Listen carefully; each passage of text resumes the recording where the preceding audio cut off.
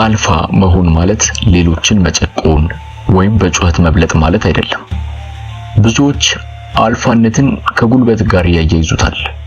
ነገር ግን እውነተኛው አልፋነት የሚጀምረው በራስህ ላይ ካለህ ሙሉ ቁጥጥርና በውስጣዊ ስብዕናህ ላይ ነው።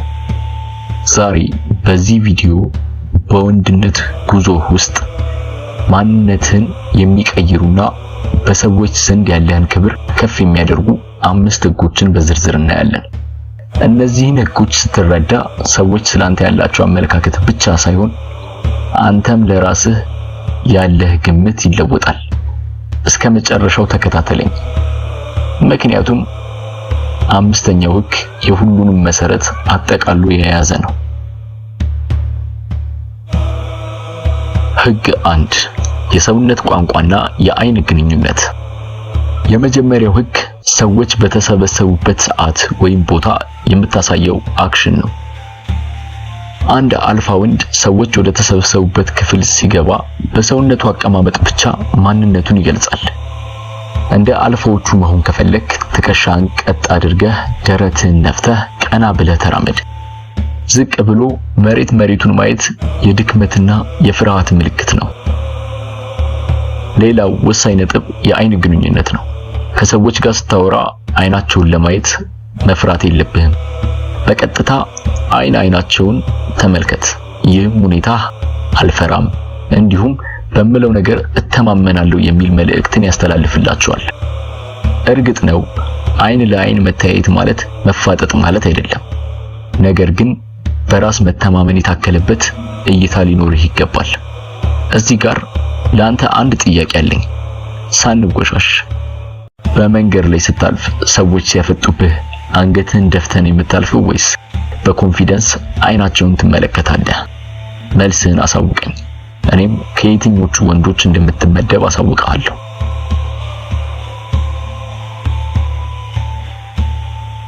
ህግ 2 ስሜትን መቆጣጠር።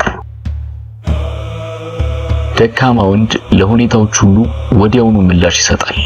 ይቆጣል፣ ይጨነቃል ወይም ይጮሃል። አልፋ ወንድ ግን ስሜቱን ይገዛል። ይህ ማለት ስሜት የለውም ማለት አይደለም። ነገር ግን ስሜቱ እንዲመራው አይፈቅድለትም። በከባድ ሁኔታዎች ውስጥ እንኳን ረጋ ብሎ ማሰብ የአሸናፊነት ምልክት ነው። አንተ ዝምታህና መረጋጋትህ ሰዎችን ግራ የሚያጋባቸው ሊመስልህ ይችላል። ነገር ግን ይልቁንም ይህ ሰው ምንም ነገር አያናውጠውም ብለው እንዲያስቡና እንዲያከብሩ ያደርጋቸዋል።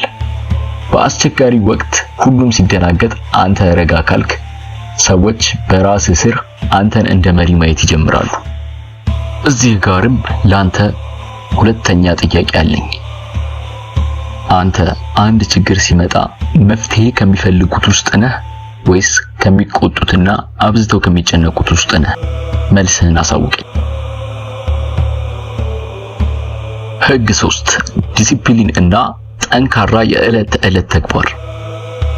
ያለ ዓላማ የሚኖር ወንድ ማንም አያከብረው።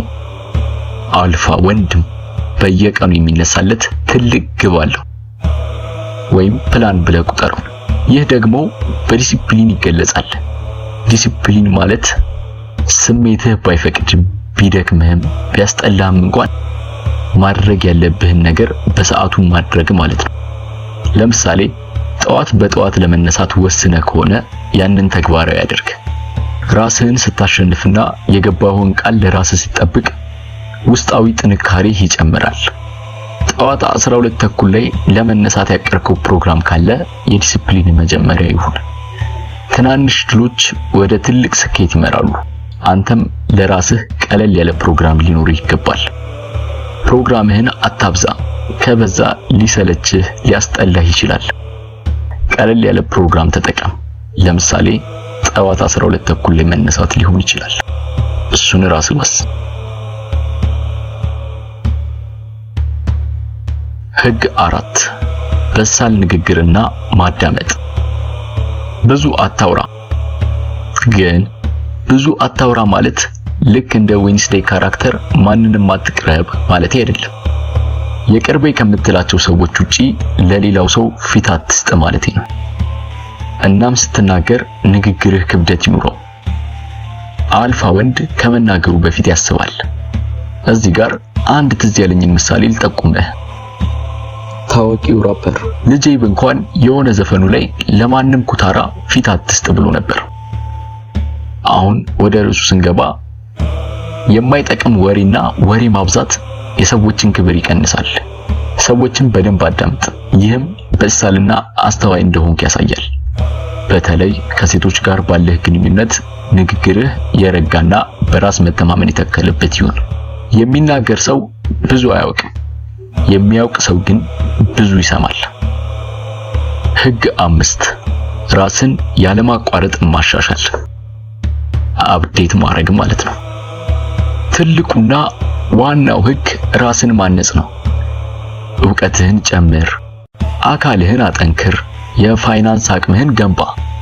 አልፋ ወንድ ትላንት ከነበረው ማንነቱ ዛሬ የተሻለ ለመሆን በየቀኑ ይተጋል። ራስህን ስታከብርና ለራስህ ኢንቨስት ስታደርግ ዓለምም አንተን ማክበር ግዴታው ይሆናል። ግን ይህ ጉዞ አንድ ቀን ተሰርቶ የሚያልቅ አይደለም። እንደዛም መሆን የለበትም።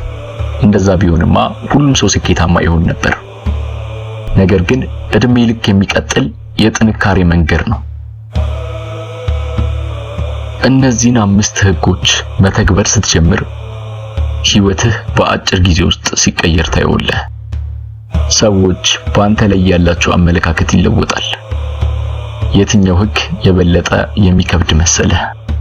ወይም ደግሞ የትኛውን አሁኑኑ መጀመር ፈለግ?